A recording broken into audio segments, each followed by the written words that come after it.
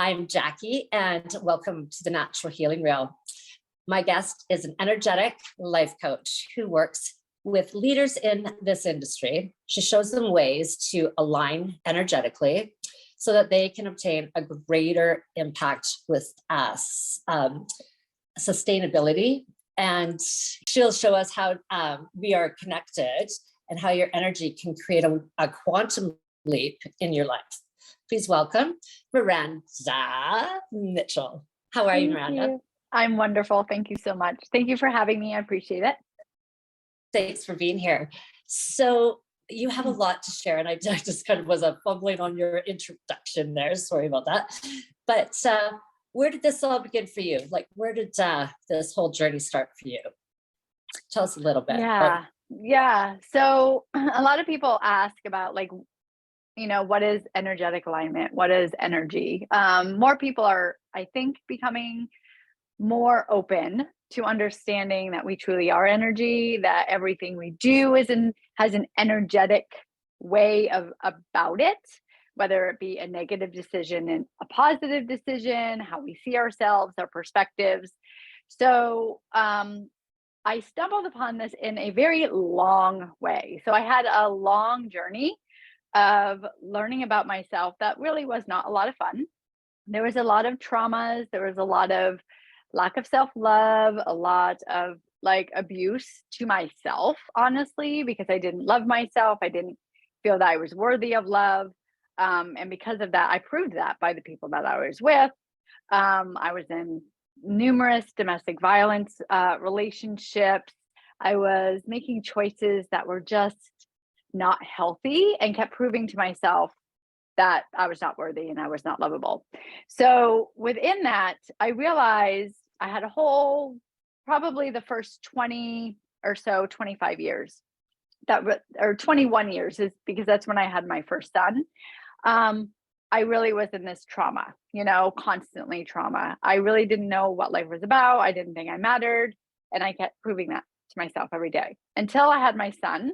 And then he gave me a purpose. So within that, I truly feel like he was given to me as a wake-up call, like, hello here, like, what are you doing? I've always known I was here for something more. I didn't know quite what, but I always knew there was something. So I feel like he was given to me as a way of grounding me into having a purpose and not honestly killing myself, because with some of the things that I was doing, I was not going to live very long. And then later on, I have 2 more kids, and there was other instances that I truly feel they showed up for me in different times of my life so that I woke up. My second son, I was in an abusive relationship, very abusive. If I stayed in that relationship, I probably would have died, but he gave me the courage, because I was like, my kids are not going to think this is okay, and I'm going to be here to raise them. So I was able to get out of that relationship. He gave me that courage. And then 10 years or so goes by, more so actually, because my daughter's youngest, but she came and she honestly was given to me so that I truly learned to love myself, because everything in my life before that I had done for my kids. I got out of the physical relationship. I had a purpose for my kids, for the safety of my kids. It was never for love of myself. So I still did not love myself after all those years. So my daughter has given me that perspective and that awareness, because she's a mirror of me. Our birthday, she was actually due on my birthday, but thank goodness she gave me 4 days. So I actually get to celebrate it.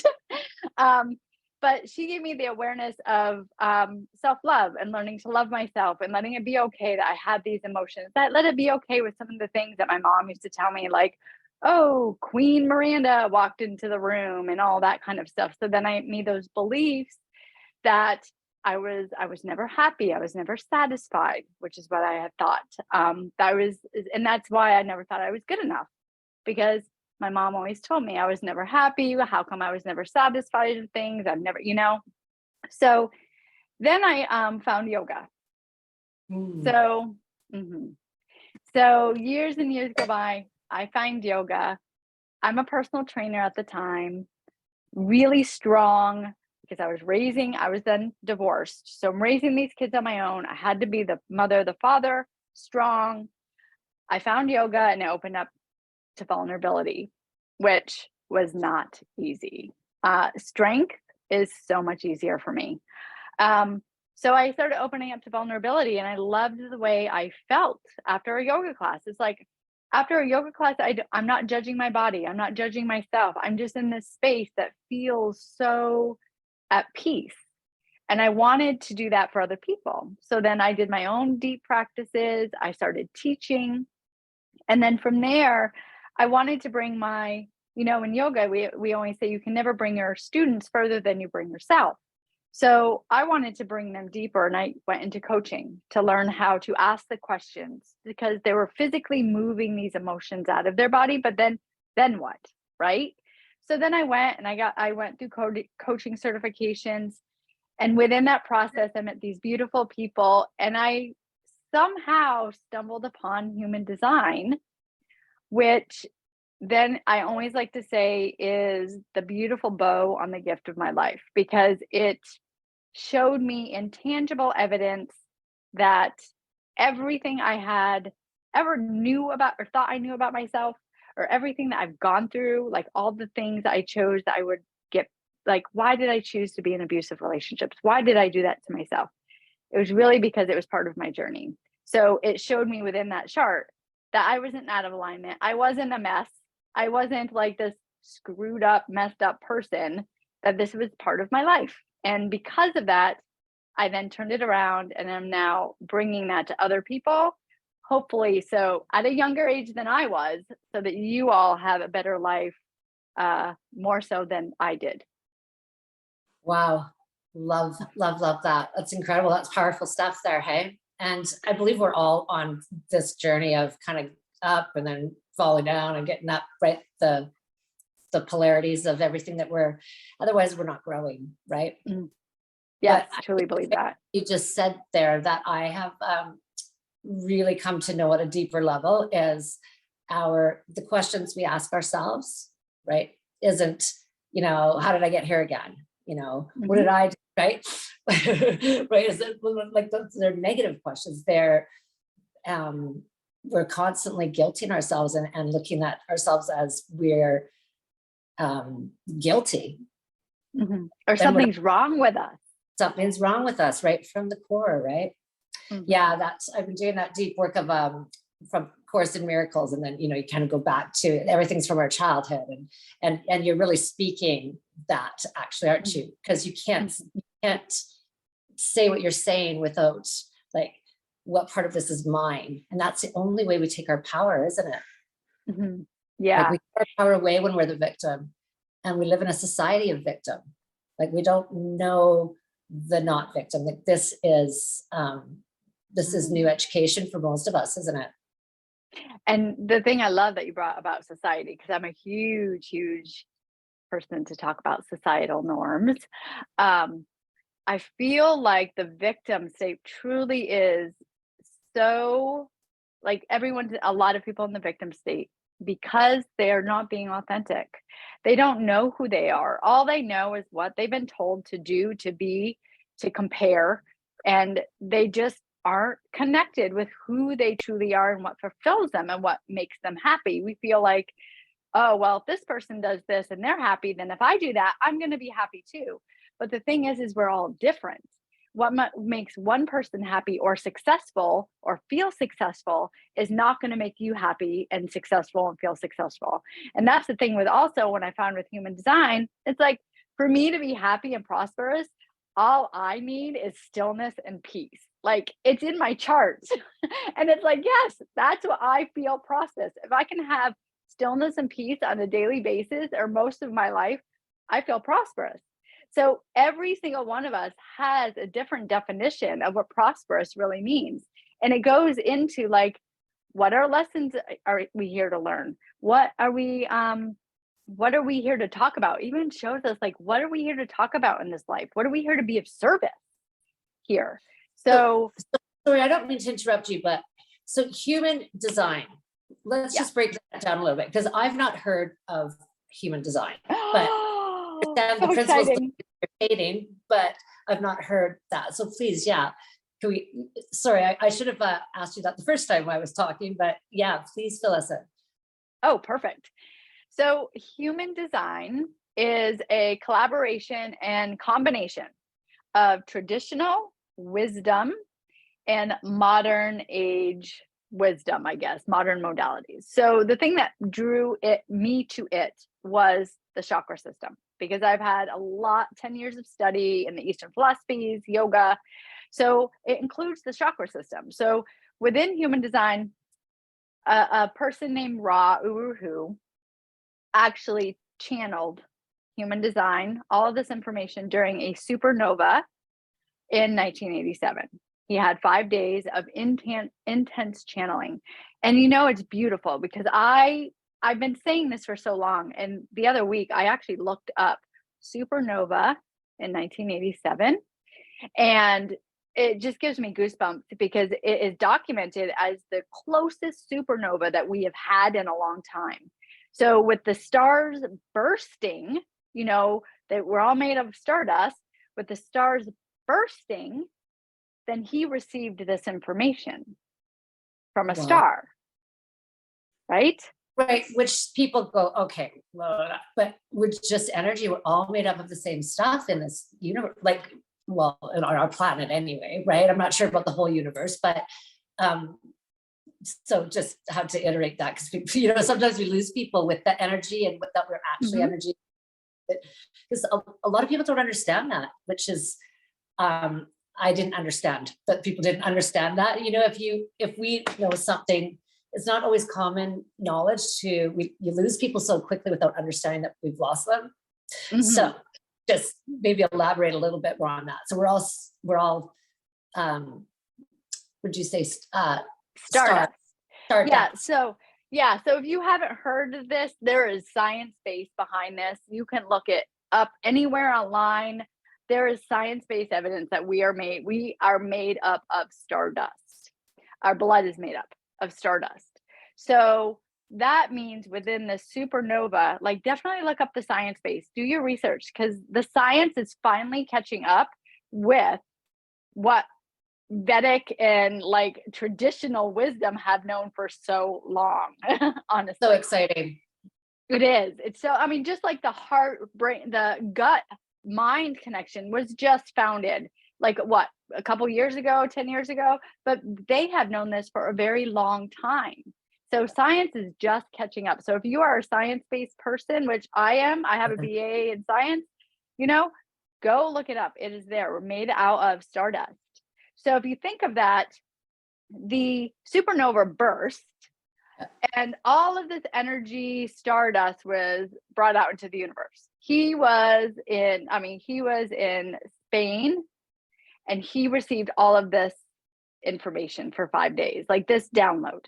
He was told in this download that this information was because our planet is out of alignment and we're killing it, and that this is really for the children. So if you think of 1987, that is when I was kind of a child. I was born in 74. So it was for the children, it's for us to kind of learn and become aware of, so that we can start to make aligned decisions for who we truly are and tune into who we are authentically, rather than looking externally for who we are. So what human design is the combination and collaboration of the Hindu chakra system, the tree of life, astrology, quantum mechanics, and the Chinese I Ching. So there's the old traditional as well as modern. And we all know that you can't bring the old traditional without the modern, because the modern younger people will not want to hear it. So I love that this brings us together. So how you find this is actually by your birth date, birth time, and birthplace. You put it in, and then this body graph. It's called a body graph. It comes out, which is what I really needed, because I always questioned myself. In my chart, it shows me that inadequacy is a huge theme in my life. And it is. I've taken certifications and trainings and schoolings because I'm always I don't know enough. I have to prove that I know enough. So inadequacy was a huge theme in my life. And I always thought it was something wrong with me.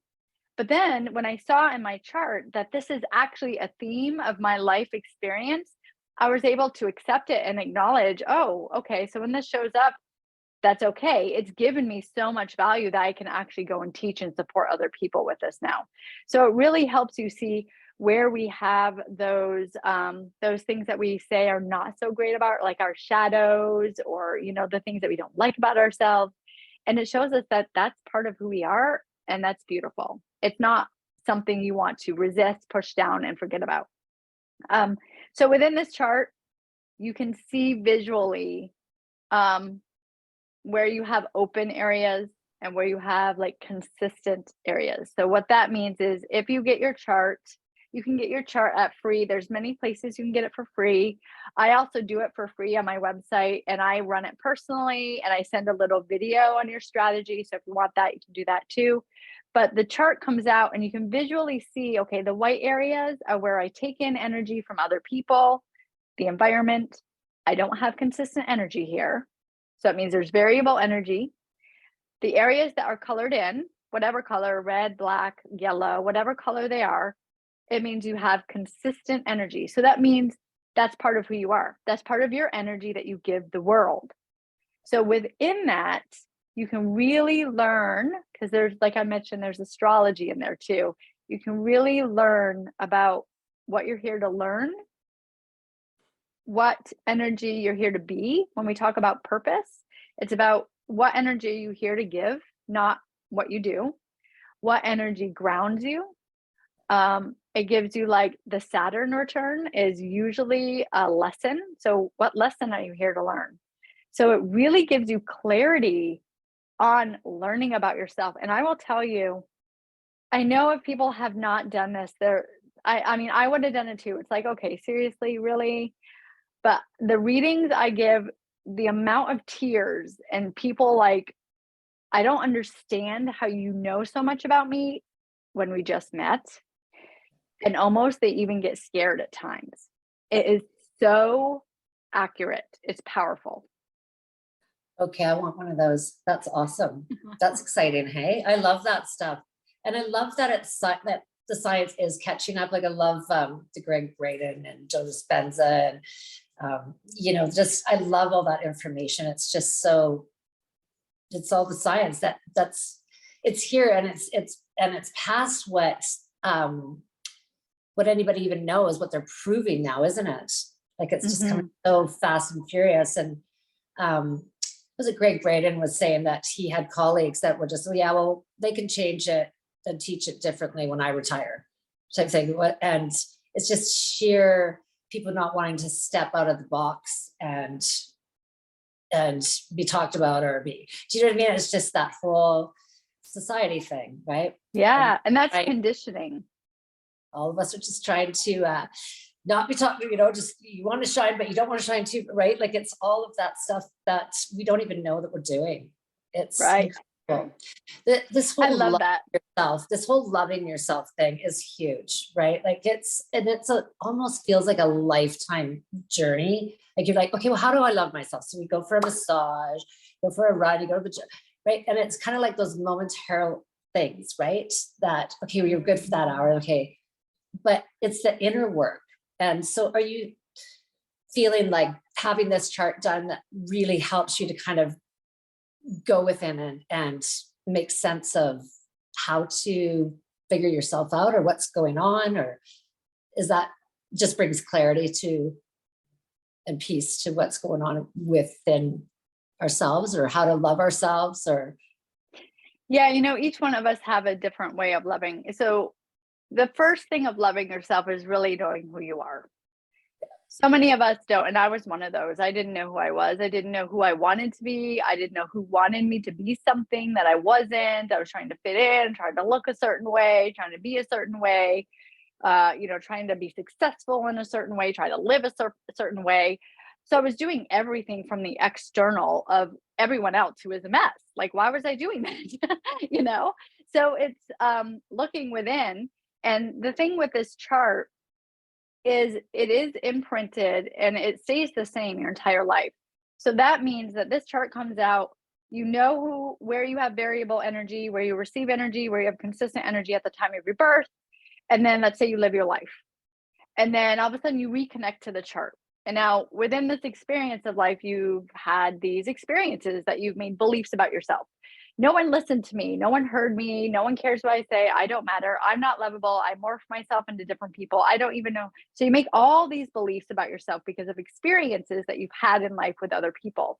Now, when you go back and you look at the chart, you can easily look at the chart and say, you know what? At the time of my birth, my open G center, and I know I'm going into like some lingo here. So the G center is a shape within it represents a chakra. Basically, it's a shape in the chart that represents love, direction, and identity.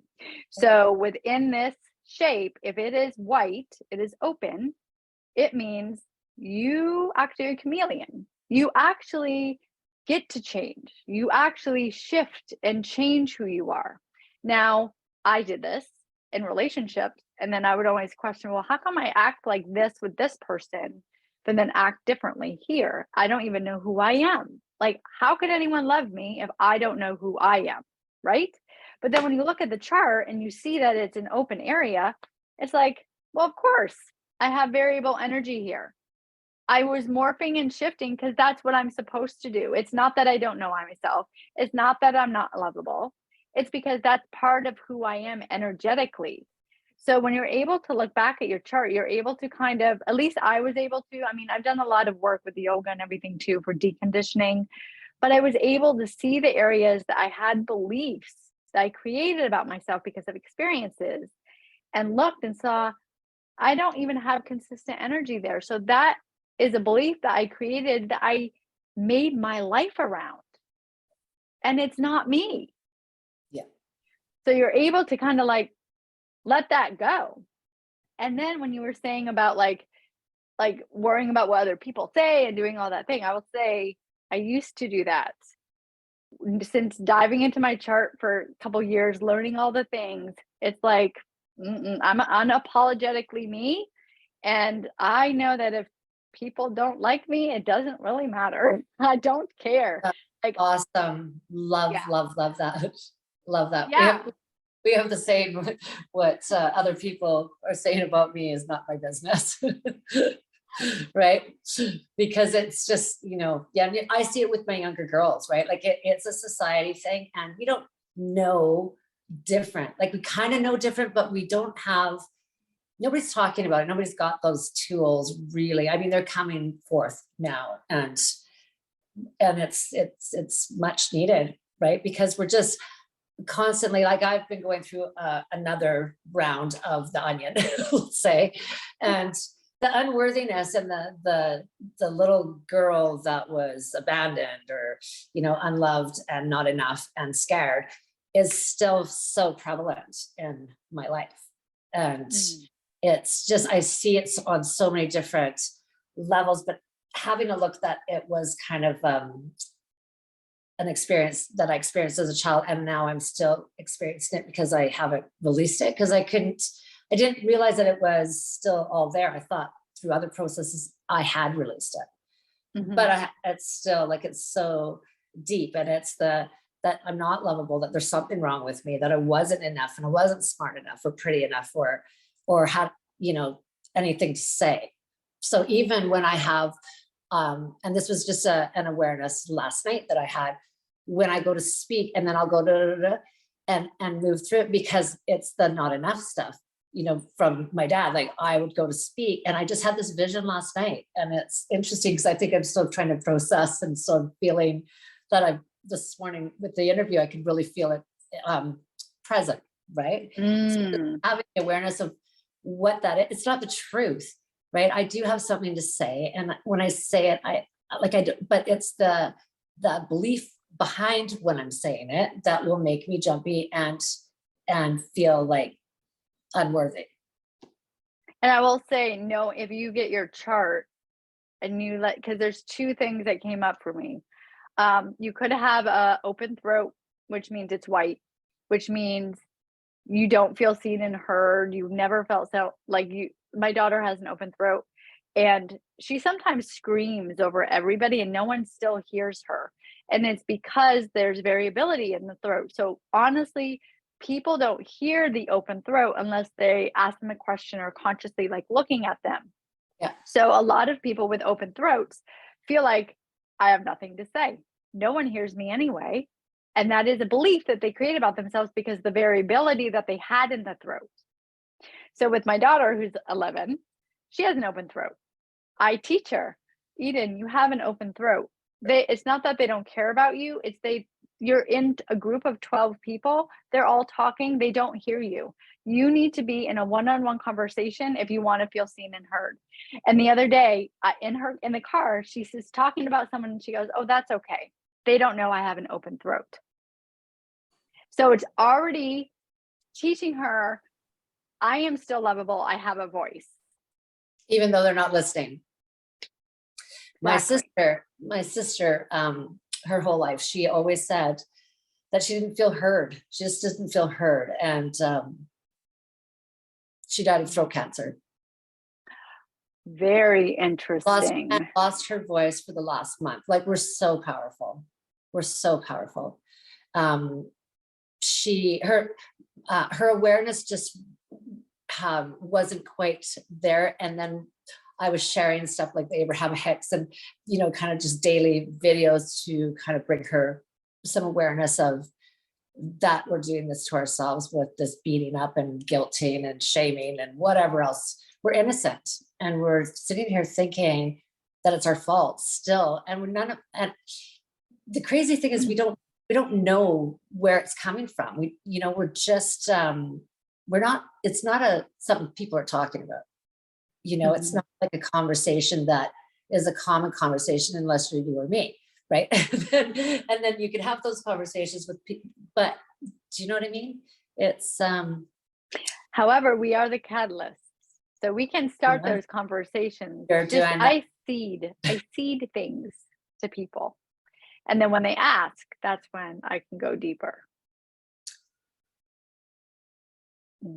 That made me tear up about your sister because there's so much that probably could have been done with that. She came so close. She only was given like a couple of months to live when she found out about it. And she came so close to healing herself. She looked better than she had ever. Like, she really was, but the doctors gave her the diagnosis. And then that, when someone tells you, you know what, you're not going to make it, that didn't work type thing. I think it was working, but I think just when, the cancer doctor tells you you're done, but you know what, I really understand now how we can move past it. Do you know what I mean? And I think she was just so close, but it was new. This was new to her. Right. And having the faith, then the trust that though we can't see it, that it's actually working. It is asking, it is given. When we believe, right? Definitely. We receive. Yeah. I mean, that's true, because that's what gave me, like, seeing the chart. For me, I had to visually see it. Then I understood. So for me, that's what I needed. Some people don't need that, they just know. But I needed, and I think it's because I have an open head in ajna, which means it's white here, which there's uncertainty. I question myself, like, am I making this up? So for me, it was the seeing the chart and understanding, oh, well, that makes me understand. So I can truly feel and believe now. So it was the belief. Yeah. And we are so visual, and I am a visual learner as well, but a lot of times we just can't see this stuff, can we? Like, it's just, yeah. Anyway, this is really great information. So when you get this chart done, it goes through kind of like all your different chakra energy centers, or like it kind of, what are you going to receive when you have that done? Exactly. So the chart, first of all, you can just have the chart and visually have it in your space so that you unconsciously start to become aware. Just like with Sanskrit, you don't need to know what the words are. The vibration is what heals. So you could just get the chart and you could just see visually. But within the chart, there's shapes in the chart. There's 9 centers. They are based on the 7 chakras. 2 of the chakras split in 1781 in evolution. So the heart chakra split into the G center and the will center. So the G center is all about love, direction, and identity, and the will center is all about ego, not ego in a negative way, but about ego, value, as well as like willpower. And then the solar plexus split into the spleen and the emotional solar plexus. So the spleen is all about instinct, intuition. It's all the fear gates, all of our gates that we instinctively have lived basically out of fight or flight, fear. We can't die. We have to make money. We have to pay our bills. I mean, all the fear stuff. Then the emotional solar plexus is creativity. It's creativity and emotions. So what is actually happening now, they say in 2027, there will be a shift, another shift that happens. We'll be moving, and I can already see it. We're going to be moving out of fear, living out of survival. We're no longer going to be living out of survival base. We're going to be living out of creativity and emotion and consciousness and connection with the environment and making deliberate choices. Moving into the emotional solar plexus also changes sexuality. There's things coming up with sexuality that's been coming up people are talking more about sexuality now. So things are changing with creativity, sexuality, the emotions, and we're not going to be living out of fight or flight as much.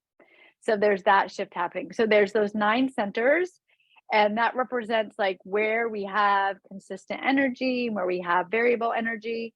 And each center has kind of like an archetype. So the head center is about like ideas and inspirations. The ajna is about beliefs. The G throat is manifestation into the external world because it's how we manifest. The G center is love, direction, identity. The will center is ego, the willpower. The sacral is about work and life force. As generators, there's 5 types. I'll go into that in a minute. But as generator types, we have this life force colored in. So it's pink. It means we love to work. We'll have energy to work, and we'll be inspired to work forever as long as we love our work. Then the spleen is instinct, intuition, immune system. And then the emotional solar plexus is emotions, creativity. And then the root. The root is all about being grounded, stable, right timing. So each one of these has an archetype around it, what it represents. Then within there, you will see these lines and these half lines. These are gates. So the astrology aspects, while you're looking at the chart, you'll see numbers on the left side, like in a line, and numbers on the right side in a line. These numbers, they'll have a little symbol that represents the planet. So the first one is the sun, the second one's the earth, so forth. So each one of the planets has an archetype, meaning the sun is the energy that we're actually here to be and be out into the world. The earth represents what we need to stay grounded. So within these, there's numbers associated with it, which are gate activations. These gate activations go deeper. Like, what does this gate mean? So you get to learn about the different gates and then look at it into what the energy means, and then look about it into where it's located in the center. So there's many layers, but that is for people that want to go deep and want to know all the things. If you don't want to do that, there's a basic thing that you can start practicing and just see if your life shifts. So that goes to the 5 different types.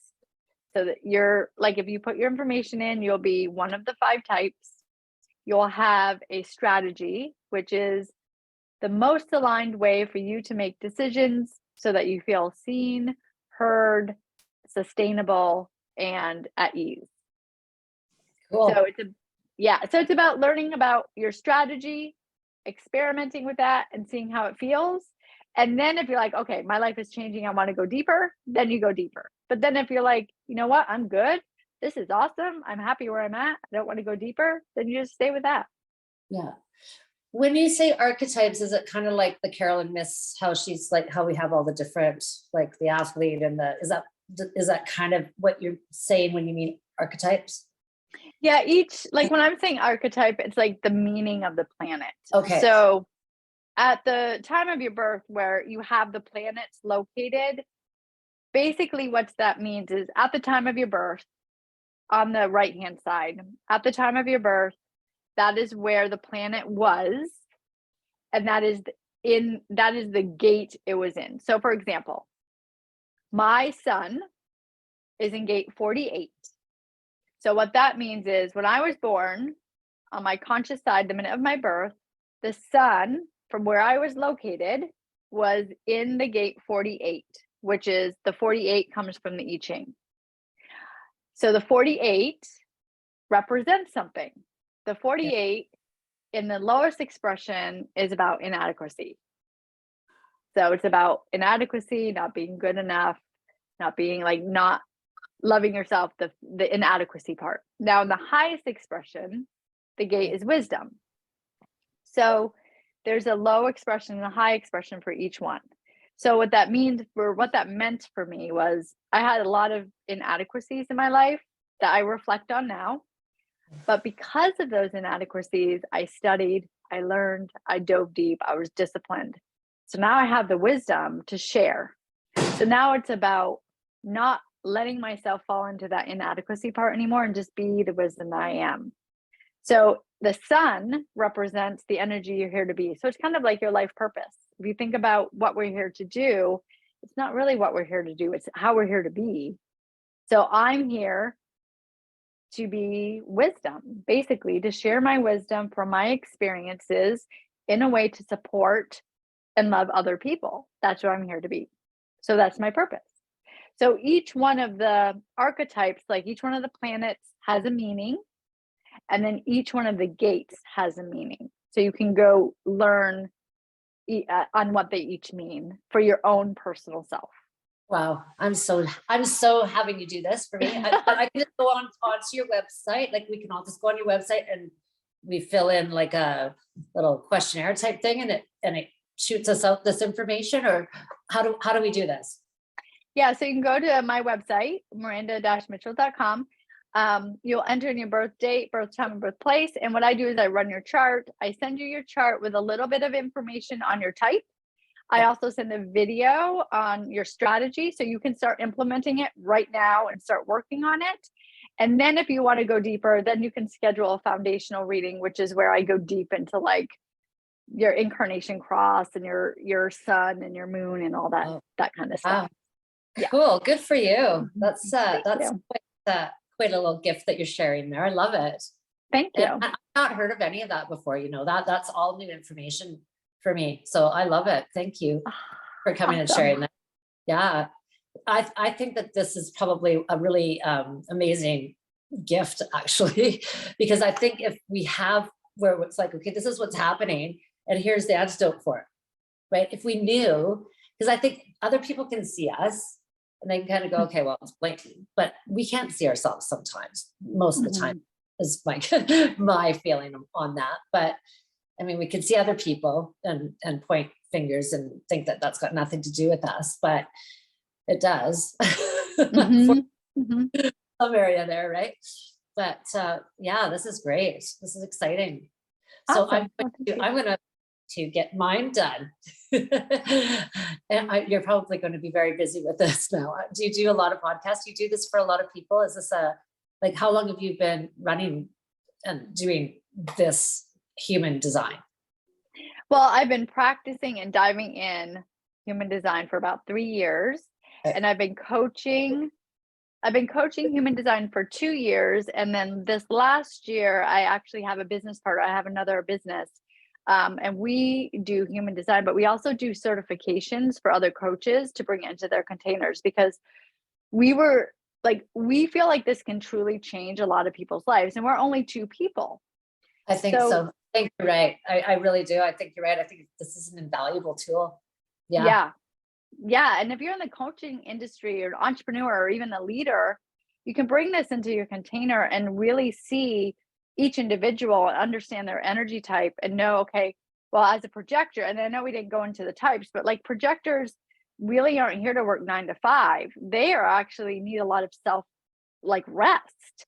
So projectors can feel like superhuman because they take in energy from the generator types, but they're not resting. So what happens is they burn themselves out. So by learning what type you have in your team or in your business, then you're able to set them up for success so that they feel seen, heard, of value, and then you're not overdoing them. Like I'm a manifesting generator. My business partner is a manifesting generator. We love to work. We're always busy. We have lots of energy. However, we also know that we also need downtime, and we respect that. Like we honor that.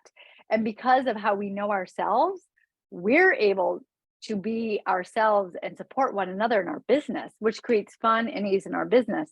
So it's just life changing, whether you bring it to your family, yourself, your business, whatever area you're bringing it in, you will feel a change.